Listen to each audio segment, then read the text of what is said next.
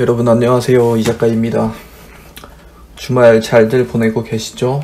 오늘 날씨도 좋은 것 같은데 오늘도 공부를 한번 시작을 해볼게요. 작년에 가장 많이 질문도 주셨고 또 좀 제 화제가 됐던 평단 낮추기 하는 요령, 지금 처음 보시는 분들은 잘 모르시는 것 같아가지고 제가 언제 한번 해야지 하고 있었는데 지금 딱 기회가 돼서 오늘 조금 더 그때보다 자세하게 설명을 한번 드려볼게요. 자, 이거 같은 경우는 지금 테스나죠. 테스나 지금 일봉 차트를 보고 있는데요. 자, 기존의 등산 매매는요, 이 상승 흐름을 타고 가는 거였잖아요. 그죠? 상승 흐름을 타고 가면서 이 계곡이 되는 지점마다 사가지고 결국은 이 상승 흐름을 태워서 내가 산 평단보다 높은 지점에 내 종목을 가져다 놓겠다 하는 개념이 기본 매매 요령 가운데서 등산 매매였잖아요. 그죠? 지금 여러분 가장 좋아하고 계시는, 그죠? 자, 그러면은 이제 그 지점에서 의문점이 하나 있으셨어야 돼요. 원래 야, 그러면 네 말대로 이렇게 계속 태우고 가긴 할 건데, 근데 만약에 전체 시장 기조가 이 반대 하방 기조로 뚫려 있으면 그러면 이렇게 계곡 잡고 가면서 끝까지 지옥으로 갈 텐데 이거는 어떻게 할래? 라고 역질문을 주셨어야 되거든요. 자, 그 궁금증의 시작이 평단 낮추기입니다. 평단 낮추기. 그 질문이 있으셨다면 아주 잘 하신 거예요. 평단 낮추기예요, 그게. 자, 전체 시장 기조가 상방으로 가고 있을 때는요, 그렇게 기존에 하던 흐름으로 하시면 되고요.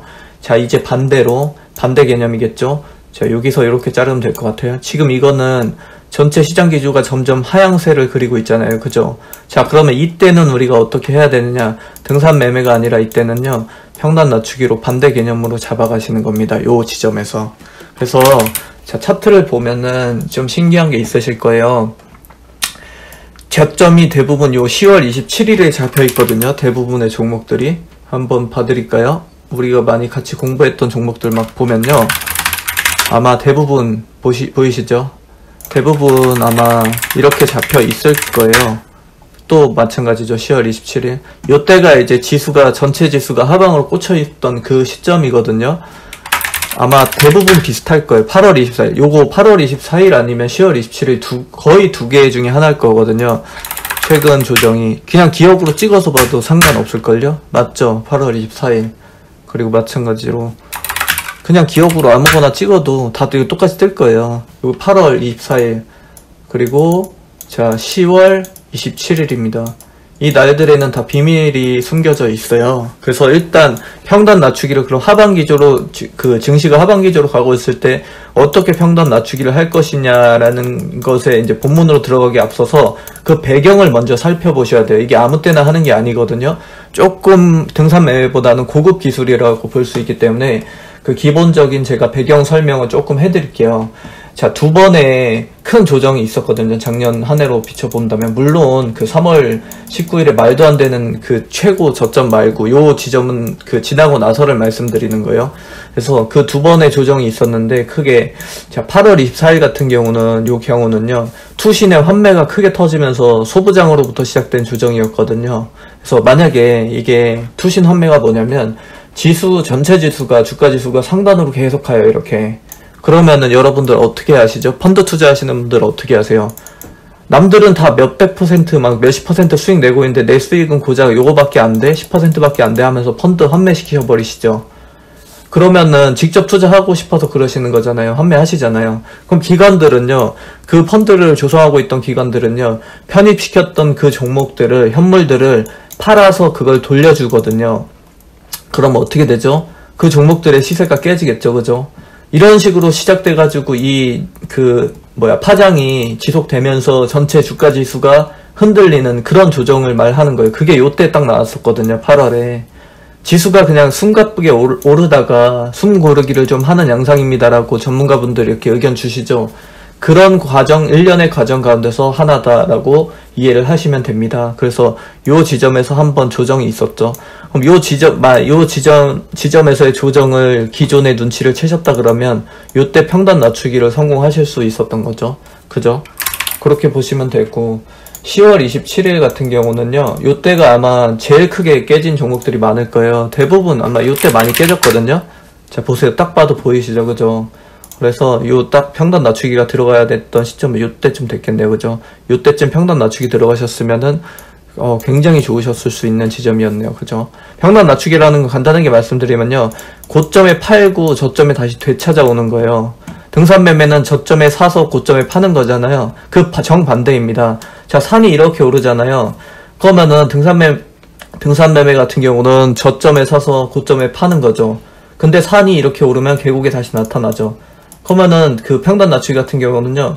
고점에 팔고 저점에 다시 사오는 거예요. 이 기본 개념은. 이렇게 말씀드리면 너무 편하지만 이게 잘 쉽지 않거든요. 이게 되려면 기본적으로 등산매매 같은 경우는 지수가 상단으로 가야 되고 평단 낮추기 같은 경우는 지수가 하방으로 가야 되는데, 자, 지수가 상단으로 가는 것에 대한 예측은 비교적 쉬워요. 근데 하방으로 깨질 것에 대한 예측은 절대 쉽지 않거든요.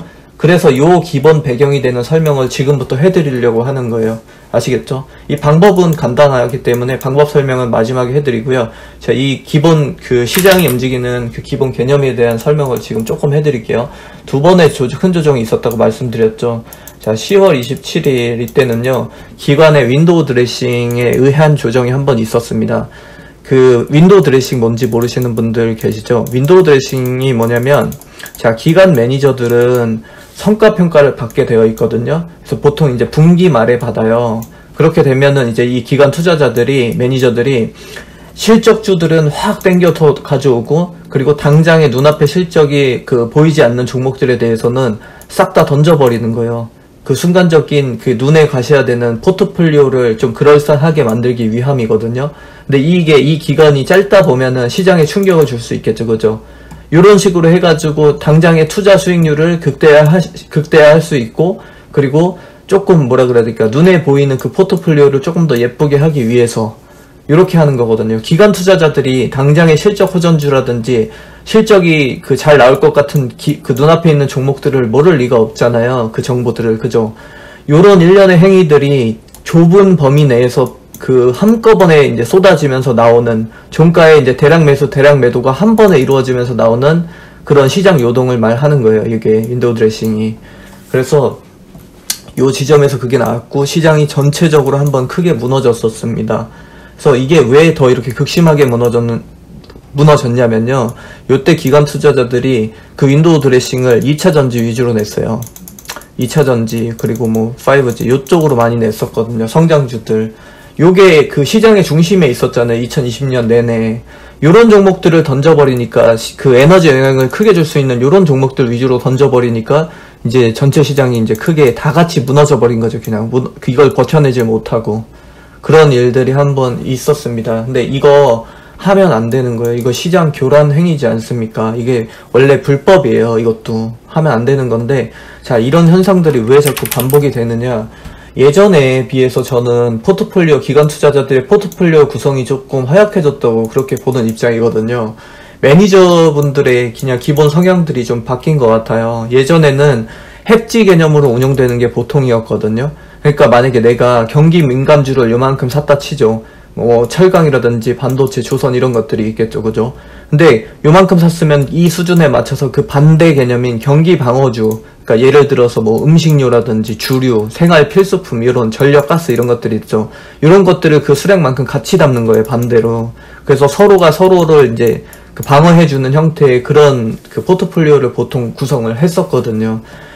종목을 균형을 맞춰줘서 최대한의 손실을 방어해내는 개념, 요게 이제 기본 포트폴리오 구성이었다고 보는데, 이게 기간의 이제 기본 개념이 되어야 맞는 거거든요. 운용 자금 자체가 크잖아요. 그러면은 자연스럽게 방어만 해내도 돼야 되는 게 맞거든요. 자연스럽게 방어만 해내도 돼야 된다는 게 뭐겠어요. 결국 시간이 흐르면 시장은 상방으로 갈 것이다라는 기본 개념, 기본 예측이 되어 있어야 된다는 얘기잖아요. 근데 그 기본 전제가 안 깔려 있는 거예요. 지금 확신이 없는 거예요. 그래야만 나올 수 있는 포트 구성인데 이게 안 된다는 것은 시장을 지금 이 친구들이 안 믿는 것 같아요. 제가 봤을 때는 성장 가능성을 믿지 못하는 거죠. 그러니까 자꾸 하루짜리 단타 매매만 하려고 들고, 그러다 보니까 시장 전체 시장이 안정적일 리가 없는 거고요.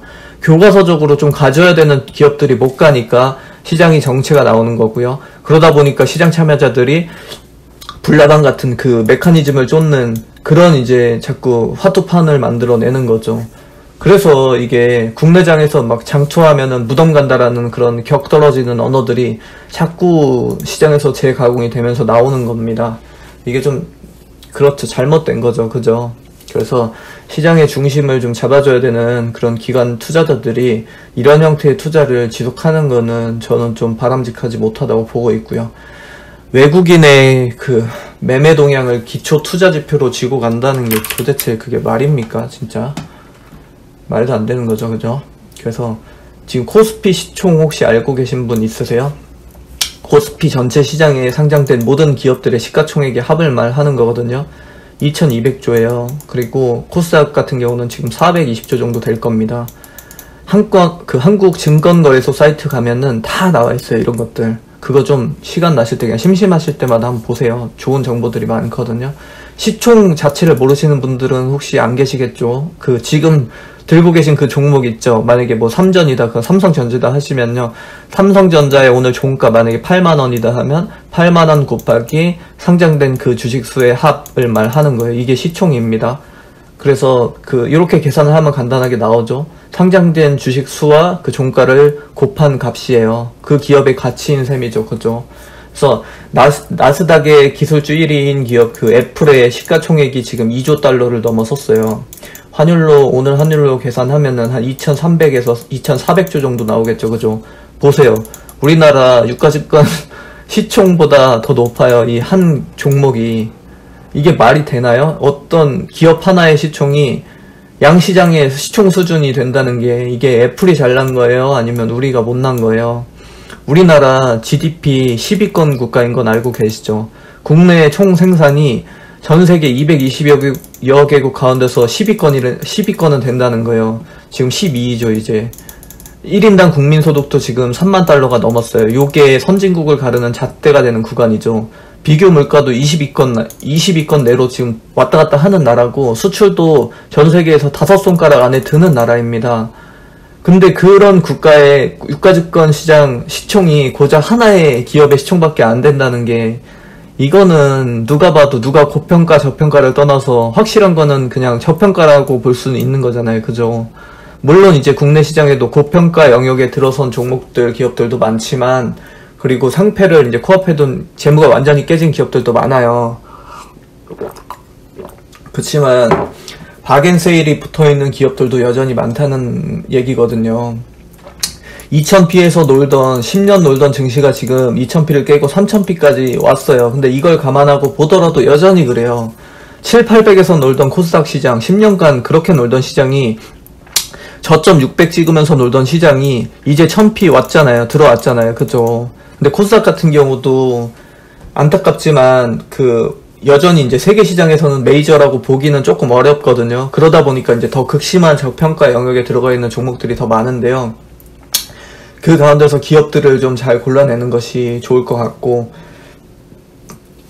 그 잣대는 시장 흐름을 좀 잘 봐야 되겠죠. 우리나라가 제 가치를 평가받을 수 있는 그런 심판대로 가고 있는지, 현재 국면에서 가고 있는지 없는지가 제일 중요하겠고요. 저는 지금 조금씩 이제 긍정적으로 바라보면서 준비를 하고 있어요. 과정은 시장을 분석하면서 저평가 영역에 들어간 종목들을 쥐고 요만큼 팔았다가 다시 요만큼 채웠다가 또 팔았다가 채웠다가 이 과정을 반복을 하면서 총 수량을 지속적으로 유지하면서 따라가고 있는 겁니다. 현재 어디서 요 과정 많이 들어보셨죠? 그렇게 해서 나온 게 등산 매매입니다. 그 배경이에요. 이게 아시겠죠? 그래서 그 말이 너무 쓸데없이 길어졌는데요. 자, 제목이 평단 낮추기잖아요. 그죠? 평단 낮추기.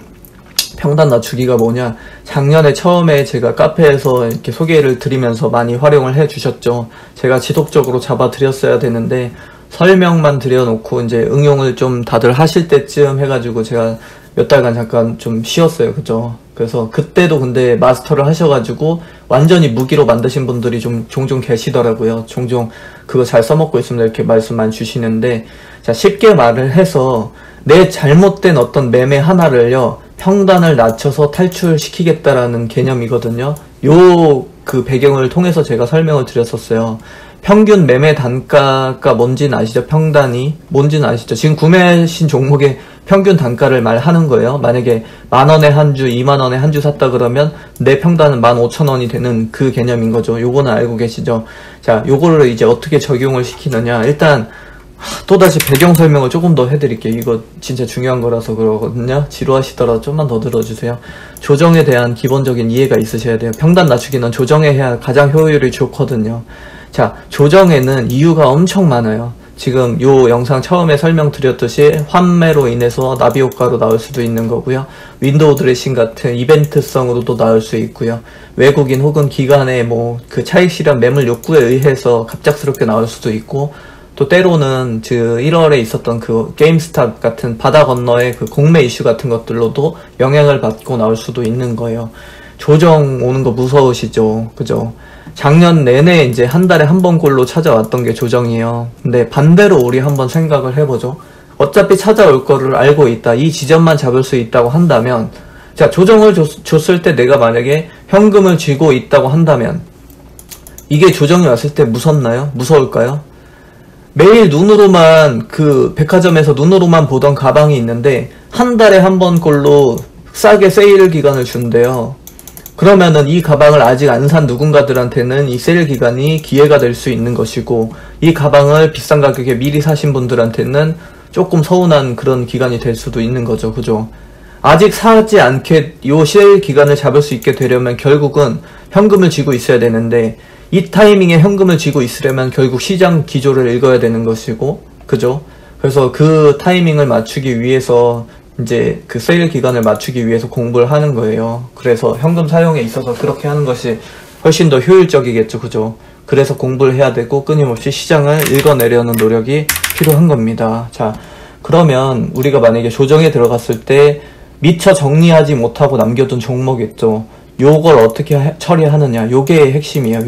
요 처리 문제. 요게 이제 그 평단 낮추기를 위한 뭐 그 소재가 되겠죠. 그죠? 요걸 위해서 지금 평단 낮추기라는 개념을 설명드리려고 하는 거잖아요. 그죠? 만약에 평단 10,000원짜리를 100주 가지고 있다 하면요, 요 타이밍에 한 30주 던지는 거예요. 먼저. 그리고 나서 이 하방 기조, 하방으로 가는 요 시장 흐름을 태워가지고 이 지점보다 좀 더 하단에서 다시 되찾아오는 거거든요. 요게 기본 개념입니다. 기본 개념. 그래서 항상 평단 낮추기에 제일 좋은 시점은 큰 조정의 그 초입에 시작하는 게 가장 좋습니다. 그래서 조정 얘기 이 조정 자체를 이해 못하신 분도 있을 것 같아가지고 좀만 설명드리면요. 보통 조정은 그 가격 조정과 그리고 기간 조정으로 이렇게 분류를 해요. 그래서 첫 번째 이 가격 조정 국면이 뭐냐면요, 시세를 가장 극심하게 깨버리는 구간, 그 초입, 요 과정이에요. 요거를 말씀드리는 거거든요. 요런 때를 말씀드리는 건데요. 아무런 이유 없이 깨지진 않고 보통 그 전에 징조를 줍니다. 시장 기조가 약해지는 그 징조를 다 주는데, 왜 우리 재난 영화 보면은 그 지진 나기 전에 막 몇몇 전문가들이 심오하게 혼자 책상에 이렇게 앉아가지고 막 연기하잖아요. 뭔가 막 조짐이 이거 안 좋구만 하면서 막 과거 사례 막 지표들 꺼내놓고 혼자 한참 막 떠들잖아요. 그죠? 그러다가 이제 상부 관계자들 모셔놓고 막 그 설명 드리는데 완전 무시해버리죠. 그죠? 그래서 뭐 이렇게 비웃으면서 자네 어디 좀 가서 좀 쉬다 오게, 분위기 흐트러뜨리지 말고 막 이렇게 하잖아요. 그죠? 근데 혼자 이 영웅 돼가지고 혼자 막 팔 걷어붙여가지고 마을 주민들 다 대피시키고 막 이렇게 하잖아요. 이런 그림을 연상시키면 돼요. 미리 징조는 무조건 주는데요. 그거를 이제 알아채느냐 못 채느냐에 따라서 이제 결과물이 좀 달라지겠죠. 그죠? 시장 에너지라고 간략한 바로 저는 그려놓고 보거든요. 이렇게 수직으로 놓고 보는데 이게 어떤 지표로 나온 건 없어요. 이런 시장 에너지라는 지표 자체는 없는데 그냥 제가 보는 그 기준점들에 대한 그 지표 기준선을 하나 세워놓고 저는 이렇게 보거든요. 시장을. 그래서 자, 만약에 시장 에너지, 이 에너지가 일정하게 깨지는 흐름들이 있거든요. 조정을 관찰해내다 보면 이게 이렇게 수평을 유지를 해야 되는데, 이게 수평을 유지 못하고 계속해서 시장 에너지를 교란시키는 그런 여러가지 요소들에 의해서 이게 약간 이렇게 기운단 말이에요. 자꾸. 그러다가 이게 중심을 잃고 이렇게 흐트러져 있을 때 수급으로 빵 하고 때려 맞으면은 시장이 갑자기 이제 팡 하고 무너지거든요. 요게 가격 조정입니다. 요 기간이. 그래서 요 지점이 가격 그 조정이라고 보던데, 자, 처음에 이 바가 이렇게 흔들리는 이 지점 말고 한 번에 이게 쾅 하고 무너지는 이 지점의 파장이 가장 크게 오겠죠. 그리고 난 다음에는 쾅 하고 그 하나가 벽이 하나 탁 무너지면 그 다음 어떻게 되죠? 이렇게 흔들리잖아요. 그죠? 쿵 하고 움직였다 위로 갔다 이렇게 움직일 거 아니에요. 그죠? 그 여진이라고 하죠. 지진으로 본다면. 그래서 자, 잔잔한 이 여진이 나오는 이 구간을 기간 조정이라 하고, 처음에 바가 쾅 하고 세게 무너지는 가장 세게 무너지는 요 지점들을 가격 조정이라고 합니다. 그래서 그 가격 조정이 온 후에 나타나는 요 여진들을 기간 조정 구간이라고 보고요. 보통 일상적으로 그렇게 보거든요. 그래서 가격 조정은 보통 제일 크게 온다 그러면 한 2에서 3거래일 정도 크게 들어오고요. 여진은 그 짧으면 일주일, 그리고 길면은 한 달까지도 갑니다. 작년이 아니라 올해 3월이 한 달은 사실상의 기간 조정이었죠. 그죠? 자, 이제 조정에 대한 기본 그 개념은 이해가 되셨죠? 그러면 자, 다시 우리는 언제 어느 타이밍에 평단 낮추기를 들어가야 될까요? 눈치 빠르신 분들은 아시겠죠? 당연히 1번 가격 조정 구간입니다. 가격 조정 구간에 퍽퍽 하고 때려 맞기 전에, 직전에 찹찹하고 던져버려야 되겠죠. 그죠? 내려놔야 줘야 이제 현금 확보가 되고 더 드라마틱하게 더 싼 가격에 찾아올 수 있잖아요. 그죠? 더 찾아올 수 있는 기회를 얻는 거잖아요. 그죠?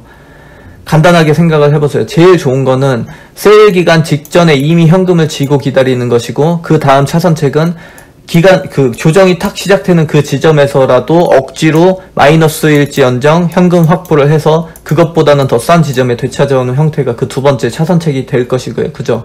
가장 최악은 세일 기간인데도 불구하고 기존 상품들을 상품 그 자체로 쥐고 있는 거겠죠. 그죠? 현금을 지금 못 쥐고 상품으로 쥐고 있으면 어떻게 됩니까? 그 상품 가치가 이렇게나 떨어지는 거잖아요. 이 상품 가치가 이렇게나. 그죠? 이 상품 가치가 다시 회복하게 되려면 이만큼이라는 2달이라는 시간을 기다려야 되는 거잖아요. 거의 3달인데요.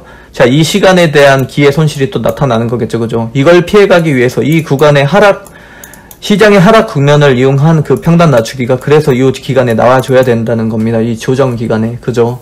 근데 현금을 쉽사리 못 쥐는 이유가 있죠. 세일 기간임에도 불구하고, 초입임에도 불구하고 이미 그 이전 시점에서 마이너스를 내고 있는 종목을 쥐고 계셔서. 그죠? 이래서 못 하시는 거잖아요. 그죠? 그렇지만 조정을 확실하게 이용해서 그 평단을 낮추시려면 이 기간에라도 기존의 마이너스인 종목들이라 할지라도 10,000원에 팔았으면 그냥 9,000원에 다시 사오는, 이 독립된 사건으로 하나 잘라서 봤을 때만 내가 이득이 된다면 그렇게 하는 것이 맞다라는 게 이 평단 낮추기 한 줄 핵심입니다. 시장이 확 깨지기 직전에 팔고 그 지점보다만, 그 가격보다만 싸게 되찾아올 수 있으면 성공이다라는 그 개념으로 보시는 게 이 평단 낮추기의 핵심입니다. 아시겠죠? 여기서 여기 가는 요 마이너스 구간은 어찌됐든 회피를 하셨잖아요. 그 이점을 살려서 가시는 거예요. 이미 최초 10,000원이었던 이 10,000원, 만약에 평단이 10,000원이었던 이 구간 자체로도 나는 이 10,000원 자체가 평단이 아닌데 나 13,000원인데 하실 수 있잖아요. 그러나 이거는 이 사건의 이전에 생긴 손실이잖아요. 그죠? 요거까지 같이 계산하시면 안 되는 거예요. 당장 눈앞에 더 큰 손실을 막기 위해서 나는 이 하락 국면을 피해 나가겠다라는 게 첫 번째 개념입니다. 종목이 괜히 물려 있겠어요. 냉정하게 판단한다면 그냥 내 판단 미스이지 않습니까? 그죠? 기존의 과거의 미스는 인정을 하되 손실만큼은 최소화를 하겠어라는 개념인 거예요. 여기서 요만큼 3,000원 마이너스겠지만 생각을 해보세요. 여기서 여기까지 떨어지면 얼마나 도대체 마이너스가 나겠어요? 누적이 되겠어요? 그죠? 그래서 요 구간은 잠깐 피해 있는다라는 그런 좀 회피 개념으로 보셔야 되는 거예요. 전체 시장 기조가 하방으로 갈 때 그 하방 탄력을 역으로 나는 이용하겠어라는 전략이 이 전략의 핵심입니다. 그게 남들이 다 갈 때 내 종목은 혼자 비록 못 갔을지언정 남들이 다 같이 떨어질 때 요 못 간 종목도 난 똑같이 떨어질 게 분명하니까 나는 그 직전에 조금이라도 더 비쌀 때 팔아놓고 차라리 더 싼 지점에서 다시 되찾아오겠어 라는 그 반대 전략이라고 보시면 되겠습니다. 설명이 조금 어렵나요? 근데 별로 어려운 게 아닌데 조금 그 초보자분들한테는 어려운 개념일 수 있겠죠. 등산 매매와는 정반대 개념이죠. 등산 매매는 싸게 사서 고점에 파는 거라고 한다면, 자, 시장 기조가 반대로 꺾이고 있죠, 그죠? 그러면 비싸게 먼저 때려놓고 더 이 가격보다만 싸게 조금씩 되찾아오는 거예요. 이렇게 반대로 한 번에 하는 거 아니에요. 이것도 똑같아요. 30주든 뭐 10주든 나눠서 하시는 거예요. 점점 내려갈수록, 점점 더 내려갈수록 나눠서, 이거 분할 매매는 어느 때라도 기본이라고 말씀드리고 있죠, 그죠? 그래서 전체 시장의 힘이 하방으로 누르고 있을 때 이 하방 기조를 이용하는 전략이 되겠습니다. 좁게는 내가 가진 종목의 힘만 하방일 때 그 하방의 힘을 이용하는 경우도 있거든요. 그래서 종목을 사서 당연히 위로 가는 힘이 세면 얼마나 좋겠습니까? 근데 그러면 그냥 등산 매매로 태워버리면 그만인데, 우리가 종목에 대한 미스를 할 때도 있는 거잖아요, 그죠? 그렇지 못한 때에도 방법은 있다. 나는 상방으로 가는 종목들에 대해서는 등산 매매를 태울 것이고, 하방으로 헤매는 종목들에 대해서는 평단 낮추기라도 해 나가면서 손실을 최소화하겠다. 위쪽도 아래쪽도 전략, 두 방향성에 대한 전략을 난 쥐고 있겠다. 이렇게 보시면 돼요. 그럼 여러분들은 이제 무기가 2개가 되신 겁니다. 그 이전에는 완전히 지금 맨손으로 싸우고 계셨잖아요, 그죠? 등산 매매 아시기 전에는. 그렇죠? 주식을 좀 쉽게 하셔야 돼요, 쉽게. 그래서 요 지금 차트 하나만 딱 보더라도 요 구간에선 그냥 등산 매매로 태워버리셨으면 됐고요. 11, 12 장 좋았죠, 그죠? 그래서 지금도 괜찮게 보고 있는데, 그냥 요런 지점에서 그렇게 태워버리시면 되고, 요런 뻔하진 않았지만 조정 딱 그 흐름이 딱 보여졌을 때는 등산 매매, 그 평단 낮추기로 먼저 때려놓고 그 다음에 더 하방으로 갈수록 조금씩 되찾아오는 형태로 하셨다면 요만큼도 또 수익으로 가져가실 수 있겠죠. 크게 보면 2가지잖아요. 시장 기조가 하방일 때, 시장 기조가 상방일 때, 그 2가지 방식에 대한 딱 반대의 개념이라고 보시면 돼요. 평단 낮추기를 하는 가장 좋은 타이밍은 조정이라는 거를 꼭 기억해 두세요. 조정입니다. 그러기 위해서는 시장을 읽어내야 되겠죠, 그죠? 근데 이제 못하겠다고 하시면 읽어주는 사람의 손끝을 끝까지 놓치지 않고 주시해야 되겠죠, 그죠? 작년에 나왔던 조정들을 대부분 8번 있었는데 요거 다 맞춘 사람이 있어요. 잡아낸 사람이 있거든요. 누군지는 제가 잘 아무튼 모르겠지만 그 사람을 아무튼 좀 주시해서 보시면서 잘 대응하셨으면 좋겠습니다. 아시겠죠? 그리고 조정을 잘 이용을 하면은 수익을 반대로 극대화할 수 있어요. 근데 조정을 못 하잖아요? 요 조정을 못 하잖아요? 그러면은 벌어놓은 수익까지 다 까먹을 수 있거든요. 이것만 되면은, 이것만 잡아먹을 수 있다고 한다면은 우리는 또 이제 양방향의 가능성에 대해서 다 쥐게 되는 거죠. 상방일 때나 하방일 때나. 그죠? 여러분 하실 수 있어요. 이게 작년에 같이 하셨던 분들 이제 다 잘 하고 계십니다. 불과 몇 개월 걸리지도 않았어요. 그래봐야 뭐 얼마나 됐겠어요. 그죠? 다 그렇게 되실 수 있습니다. 지금 어떤 분은 홀로서기 완전히 하셔가지고 잘 하고 계세요. 종목도 혼자 고르시고 시장 흐름도 다 읽으시고요. 그런 분들도 있으니까요. 희망 놓지 마시고 잘 하실 수 있으셨으면 좋겠습니다. 길어봤자 1년이고요. 적게는 제가 봤을 때는 한 6개월 정도? 그 정도면은 저는 된다고 봐요. 대신에 완전히 그 주식에 미쳐 계셔야 되겠죠. 그죠? 완전히 주식에 미쳐 계셔야 되는데 그게 이제 어영부영 뭐 그렇게 하면 솔직히 안 되고요. 진짜 미쳐야 돼, 말 그대로. 그냥 눈 뜨고 있는 시간에는, 그 순간에는 그냥 주식만 생각해야 된다는 정도로, 그 정도로 해야 되는데, 해야 된다는 개념보다는요, 그냥 그렇게 자연적으로 몸이 그렇게 돼야 되겠죠, 그죠? 왜 솔직히 우리 학창시절에 수업 마감 종 치는 거 여기 보시고 계신 분들 중에서 아쉬웠던 분들 계시죠, 그죠? 50분 수업이 그냥 한 20분처럼 짧게 느껴지셨던 분들 분명히 계실 거라고 보는데, 이 정도로 그냥 즐거워야 돼요, 그 공부 자체가. 그래서 즐거워야 나도 모르는 새에 그냥 끊임없이 계속 하는 거잖아요. 밥 먹는 시간, 잠자는 시간만 빼고, 그죠? 근데 그 의지마저 제가 이렇게 저렇게 막 할 수는 없겠지만, 적어도 이런 의지를 가지고 계신 분들이 시장 방향성, 공부하는 방향성을 가지고 가시는 데 있어서는 그 시간만큼은 제가 최소화할 수 있도록 제 경험에 비춰서 이렇게 계속 도움을 드릴 거예요. 전체 시장 읽는 데 걸렸던 시간, 저 같은 경우는 6개월 정도 걸렸던 것 같은데요. 대신에 이제 시간까지는 모르겠는데 그냥 미쳐서 했어요. 그 자는 시간 빼고는 그냥 다 했다고 보시면 되고요. 잘못된 것 빼내는데 걸렸던 시간이 2년이었어요. 2년 동안 했는데, 요때는 녹화를 좀 많이 했었거든요. 제가 뭘 잘못하는지를 좀 보려고 요거 녹화해놓고 복귀하는 데만 또 반년 정도 걸렸던 것 같고요.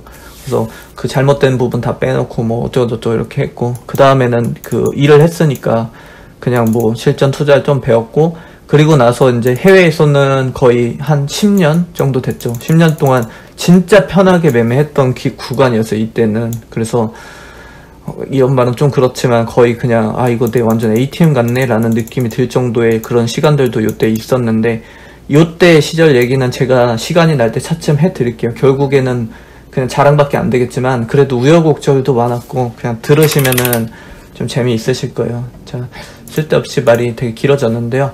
여기까지 마무리 할게요. 이제 방법은 아셨죠? 개념은 아셨죠? 조정 구간. 요거는 시장을 잡아준 사람들이 예측을 해 주시겠죠. 그죠? 조정 구간이 왔는데, 그 조정 구간이 왔을 때 제가 어떻게 대응하라 그랬죠? 처음에 1번, 수익 구간인 종목들 정리. 두 번째, 보합이나 약 손절인 구간들 과감하게 그냥 정리해서 현금화. 그리고 마지막인데요. 마이너스 구간에 있는 종목들을 평단 낮추기를 하는 거예요. 이제 마지막으로. 자, 조정의 초입 국면이 탁 들어섰다. 근데 만약에 시장을 읽어주는 사람들이 이거 완전 조정으로 초입 국면으로 들어가겠는데요 라는 만약에 한다면요, 요때 과감하게 그냥 종목을 던지는 거예요. 100주 있으면 한 30주 정도는 일단 파는 거예요. 만원에 팔고, 그 다음에 이 만원보다만 다음에 싸게 사오면 됩니다. 만원보다만 이 30주를 다시 되찾아온다는 개념으로 보시면 돼요. 그죠? 그러면은 만원에 팔고 9,000원에 사왔으니까 1,000원이라는 차익이 생기면서 평단은 밑으로, 내 종목의 평단은 하방으로 찍혀 있겠죠. 그죠? 그러고 난 다음에 또 보는 거예요. 이거 더 떨어질 것 같은데? 그러면 이 지점에서 또 던지는 거죠. 다시 30주 던지고, 다시 이 30주 던진 그때의 평단보다만 낮은 지점에서 다시 되찾아오는 거예요. 그러면서 이렇게 해서 평단은 낮추고 예수금은 확보시키는 방법입니다. 이게 물 타는 거랑은 완전히 달라요. 물 타는 거는 기존 보유 수량을 늘려가는 거잖아요. 보유 수량이 늘어나잖아요. 그죠? 보유 수량이 늘어나는 게 아니라 기존의 100주 가지고 있는 그 보유 수량 안에서만 노시는 거예요. 더 비싼 가격에 팔고 더 싼 가격에 찾아오면서.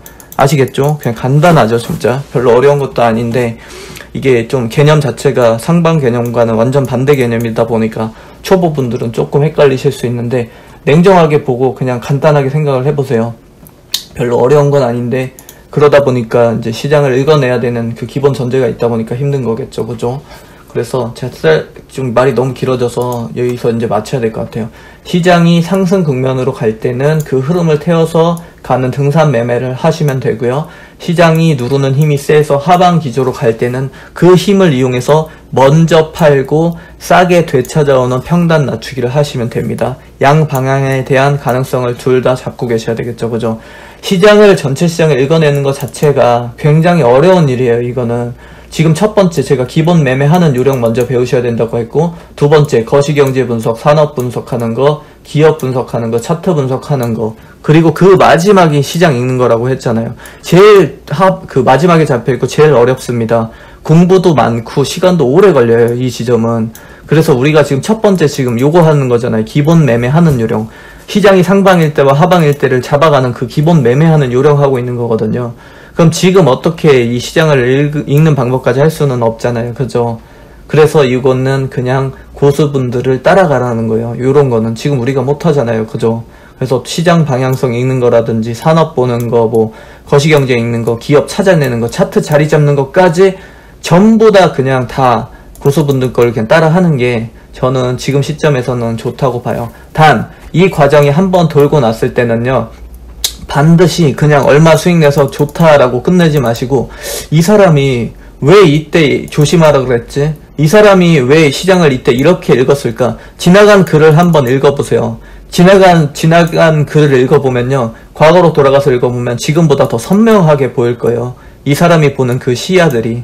그래서 그 기업도 마찬가지고요. 기업들을 쭉 나열해서 드리잖아요. 그 기업들의 공통점을 한번 살펴보세요. 거기에 비밀이 다 숨겨져 있습니다.